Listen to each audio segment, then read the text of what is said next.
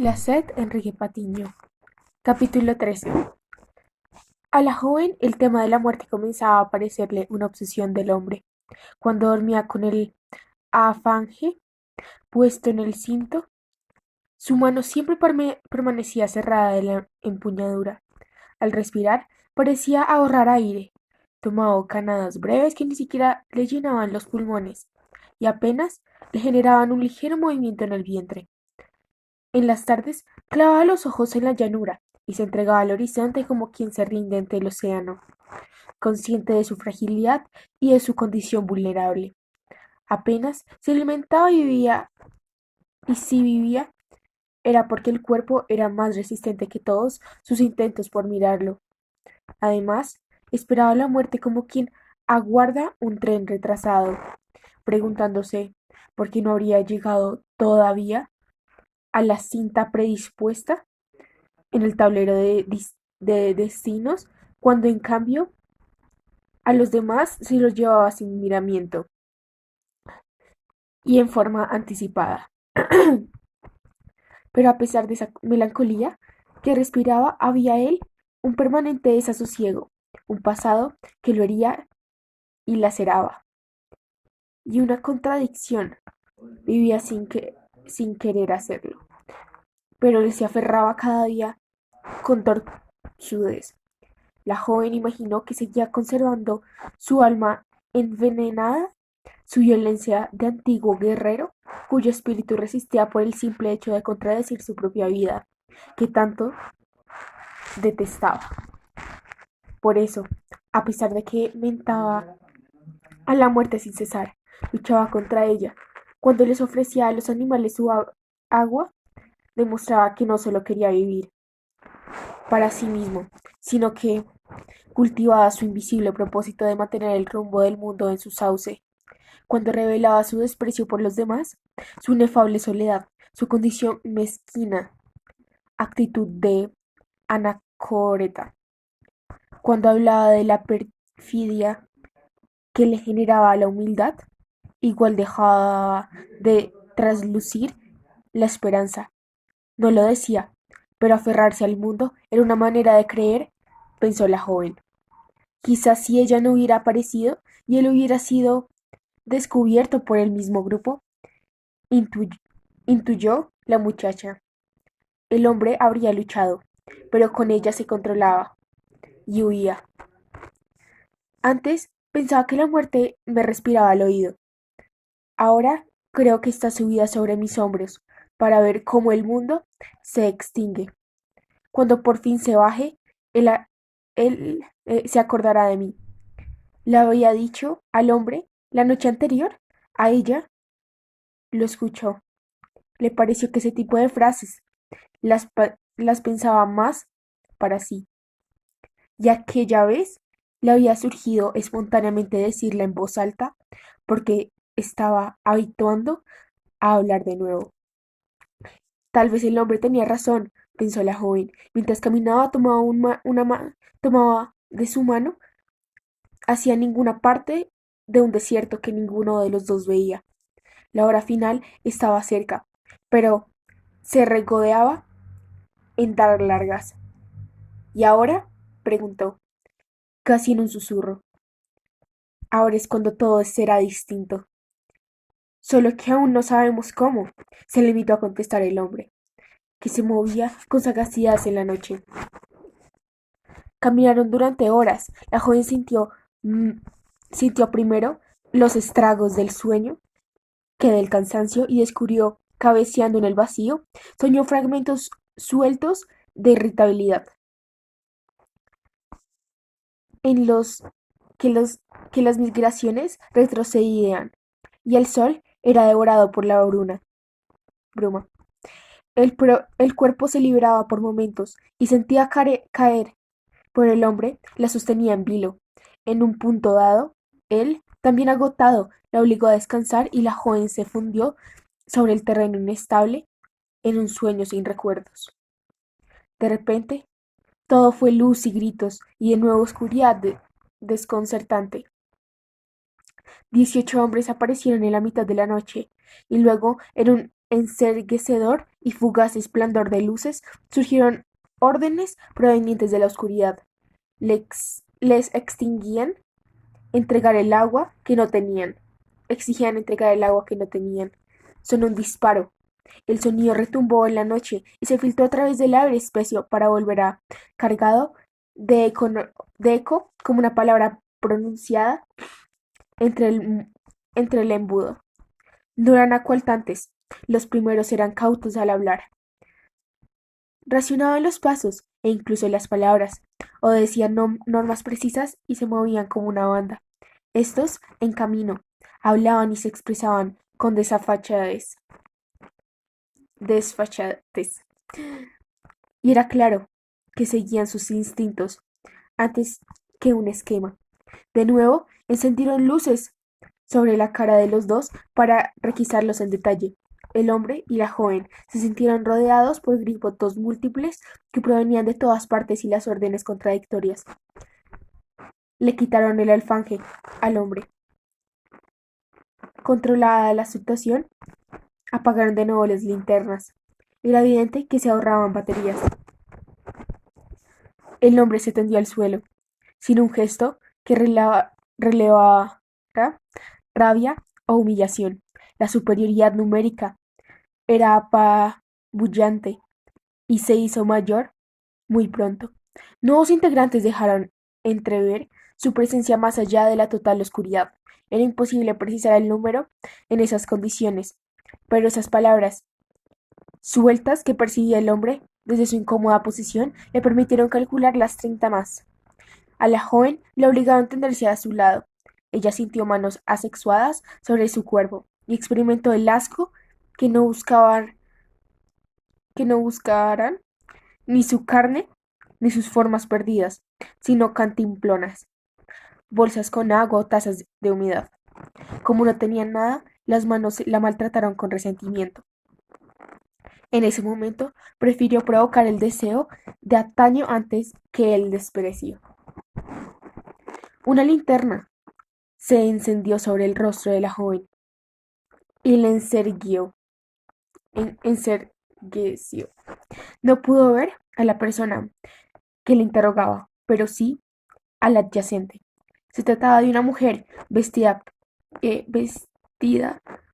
prendas de características militares, pero apenas un decorado de la prenda y no era en realidad una filiación a ninguna fuerza armada. Llevaba un brazalete en el que estaba pintado un buitre de carroña con características de diseño infantil y un bolso canguro. Cargaba un manojo de pastillas purificadoras de agua. En la espalda cargaba un morral. En el cinto llevaba granadas de fabricación antigua y en las manos sostenía un rifle. Pronto pareció una mujer más a su lado. Antes que la cara, la joven se fingió en la pistola asomada con desfachatez por el lado izquierdo de su cinturón.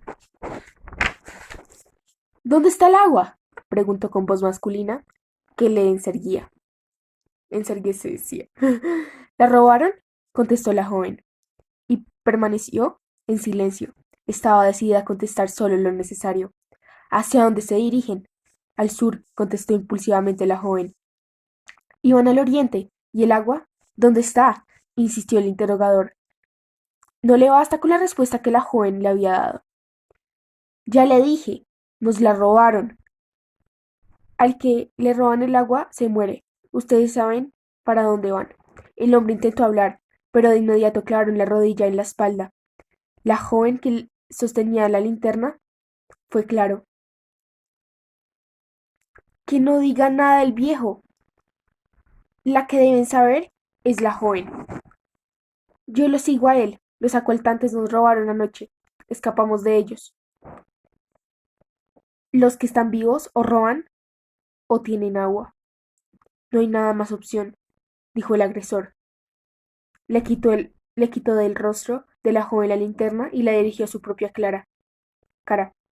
Entonces la joven vio su cuerpo delgado y fibroso, una cara de pómulos marcados y unos ojos grises, empañados por un velo sobre las pupilas, sobre las pupilas. El tipo le gritó, y el gesto intencionado del horror. Para asustarla, ella logró ver sus lágrimas, su vestimenta, la rabia ajena. Supo que, supo de que Abando era antes que él se lo dijera. Soy un buitre. Bienvenida a la morgue, espetó. Luego del grito, alargó la mano derecha y atenazó el cuello de la joven. La chica gimió. El cañón de un arma se deposó en su sien. Antes los asaltantes solo robaban, ahora matan para no dejarnos nada a nosotros, dijo. De un momento a otro, el buitre agresor sintió fastidio y no quiso hablar más. Con una seña ordenó llevarlos a un grupo. Las mismas manos asexuadas casi levantaron en vilo a la joven, y otras más ruedas empujaron al hombre. Entonces el anciano entendió mejor la situación. Habían caído en la trampa de irse la ruta obvia hacia el oriente. Por lo visto, salir de su zona e ingresar a los caminos habituales era volver al caos. Los buitres, los encarnizados, rivales de los asaltantes, resguardaban los puntos críticos de las vías e iban tomando lo que dejaban los primeros sin jamás enfrentarlos, pero también aprovechándose de los más débiles, mientras unos asaltaban sobre la marcha, los segundos se iban de la dispersión de los grupos. Ambos bandos buscaban lo mismo, pero se diferenciaban en sus estrategias y métodos, en su vestimenta y ferocidad. Los asaltantes mataban si era necesario, pero casi siempre, hasta entonces, con la exposición de sus víctimas a la sed y al sol. Los buitres esclavizaban a los vivos, remataban a los heridos, robaban a los muertos y a los desfallecidos. El hombre quiso hablar de nuevo, pero, pero un cualatazo en la cintura lo silenció de dolor. Chocaron contra varios cuerpos en total oscuridad. Los buitres que los guiaban los obligaron a tenderse en el piso. Ambos tenían lentes infrarrojos que les permitían ver en la oscuridad, por lo que la joven y el hombre se quedaron quietos. Los cuerpos a su lado se movieron ligeramente, pero no pronunciaron sonido alguno. Estaban tendidos en el suelo árido, del cual todavía emanaba un ligero vaho caliente. Fuera de las ráfagas de viento eran frías. El suelo, con su dureza, y sus rocas, con sus plásticos escurridizos que se pegaban a las piernas como animales indefensos, sus alacranes perseguidos como alimento y sus veloces lagartijas. Era lo único conocido del paisaje, o lo único. La joven se movió y fue capaz de identificar las más extremidades de las personas. No estaban muertas, solo hizo saber al hombre. Son esclavos entonces. ¿Es cierto lo que dicen ellos? Parecen muertos, pero respiran, susurró la joven. Quizás quieren morirse. Y sueñan que lo están. Se aventuró a contestar el hombre. La joven tembló. Se acurrucó con la cabeza apoyada sobre las piernas del hombre, casi invisible, ahora naturalmente desvaída, y tenía temor a la violencia súbita, de la cual había sido víctima desde su infancia, igual que sus padres, abuelos y bisabuelos, todos herederos de generaciones sufridas. Por eso se oponía a ella con ardor juvenil, convencida de que era posible frenarla con actos de aplastante bondad. En los años previos a las migraciones y luego de los primeros desastres, había visto cómo la violencia en la ciudad dejaba de ser una cotidianidad para convertirse en una cuestión de instintos y hazañas. A medida que el agua se escaseaba, las enfermedades hicieron renacer la lepra y el trancoma, y los enfermos, sin dinero para acceder a la salud, pulularon en las calles y murieron desnudos en los andenes frente a las clínicas. Las enfermedades gastrointestinales y la materia se llevaban a la mayoría, Luego las personas comenzaron a disputarse las lluvias, cada cual defendiendo su territorio de recipientes para conservarla, abriendo zanjas en la calle y taponando los desagües para hacerse hasta con más mínima gota. Hasta se dispararon las últimas. El cielo se volvió plomizo. Sobrevino la sequía y las reservas empezaron a escasear. Aún así, ella participó en las jornadas de concientización, en trabajos voluntariado, en trabajos de voluntariado, en programas de suministro básico para los niños y ancianos, pero luego el agua escaseó también en su casa y debió pensar en sí misma. Las calles se volvieron peligrosas cuando los saqueos se incrementaron y la gente robó sin discriminación objetos que se pudieran permitir les negociar el agua en el mercado negro.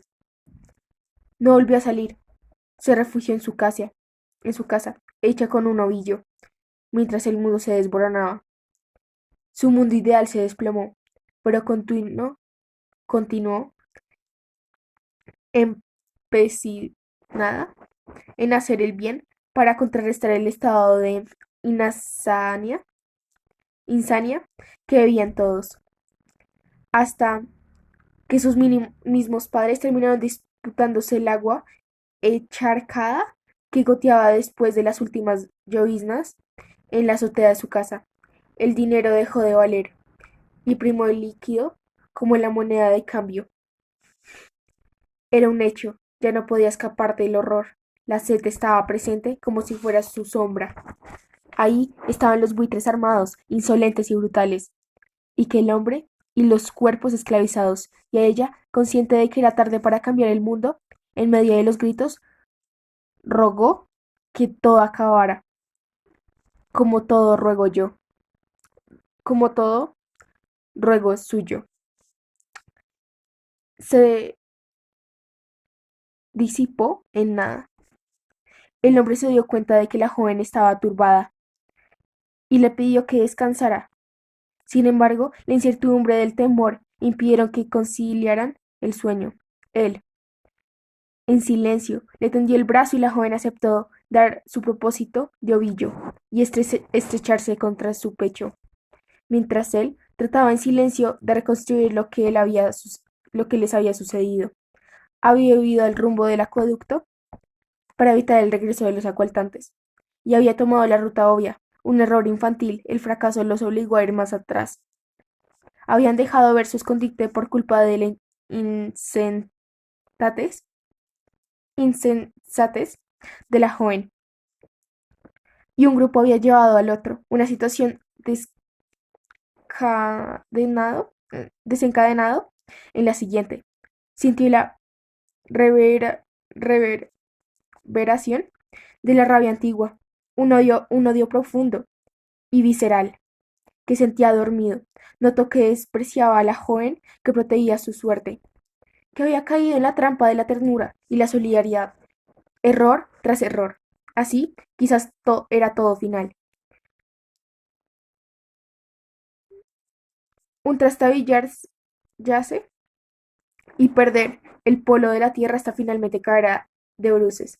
Maldita vida, tanto blindarse para que el óxido del afecto terminara por recorrer la perfecta dureza, pensó el hombre. Hizo cálculos. Debían estar al máximo de 2 horas de camino del viejo acueducto. Quizás por eso estaban los buitres allí. Lo buscaban. Si la gente reclutada no había muerto, significaba que todavía había una leve oportunidad. Habló en voz alta.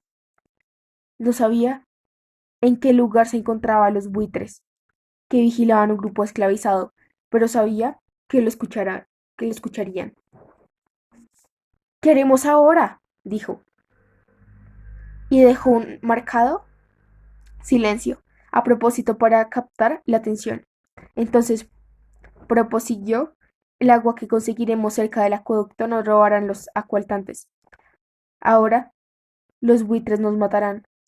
Ni siquiera pudimos beberla. Escuchó murmullos y pasos inquietos. La frase había surtido efecto. La joven levantó la cabeza como si quisiera verlo en medio de la espesa noche, como era imposible. Él le clavó las manos en la cintura para que no dijera nada. La chica entendió. De repente, la rabia violenta que el hombre había sentido por ella se apaciguó. Había aprendido la lección y seguía de su lado. Morir acá, a 2 horas del agua, añadió el hombre. Ya había soltado la piedra. Sabía que vendría el alut. De pronto, unas manos lo sujetaron. Esta vez dejaron a la chica sola con el grupo y lo llevaron a el rastras. Lo soltaron sin delicadeza. El hombre sintió el dolor de cualatazo y las heridas antiguas conectadas de súbdito, todas a la vez. De nuevo una linterna se encendió para examinarlo. Se sintió rodeado por docenas de silenciosos y atentos cuerpos que escuchaban con atención cada una de sus palabras. El engaño estaba montado. Era necesario continuarlo. ¿Hablaste de agua? No. El cañón de un rifle apareció detrás de la linterna y se puso en su sien. No es una pregunta. Hablaste de agua. ¿Qué dijiste? El hombre me dio un silencio largo. Sabía que en la intensidad de la negrura solo él estaba iluminado, que todas las miradas de los buitres se posaban en su cuerpo fibroso y vencido, y que su conocimiento de la llanura era su única carta para jugar. Le había sostenido un hilo de araña, pensó. Sí, habríamos robado un poco de agua de las filtraciones del acueducto. Volvimos por otro camino y nos robaron los asaltantes. Nos dejaron en el desierto. Decidimos regresar de nuevo sendero y acá estamos. Imposible. El acueducto está resguardado hasta los dientes. Es impenetrable. Era verdad, pero nadie iba allá. Era el único bastión en el que los soldados permanecían agolpados, el único punto en el que toda la seguridad nacional estaba dispuesta. Nosotros encontramos un punto débil. Se oyeron voces aireadas y emocionadas a la vez. Palabras contradictorias dispusieron largo rato y el hombre que primero había estado de rodillas decidió sentarse a la espera el fin de la conversación. Pensó en lo que habría acabado de hacer y sintió un irracional orgullo de su pasado. Era el mismo de antes, el mismo de siempre, un traidor hasta el fin de sus días, un falso vendedor de esperanzas. Lo devolvieron al grupo. La joven lo abrazó y él se dejó. Era como si de repente hubiera vuelto al pozo, a la seguridad mínima, al calor tosudo de todos los días, y el mundo no se hubiera alterado nunca. El abrazo de ella, en realidad su mano cruzada por entre un brazo y su cabeza recostada en su hombro, pero era un signo de que la vida residida podía tener atisbos de dulzura, y quiso creerlo así. Necesitaba creerlo así, porque sabía, a las claras, que él acababa de vender el alma de todos. La joven no quiso comentarle nada. Tampoco pensó más en ella, y durmió la hora que le faltaba para que se iniciara el alba.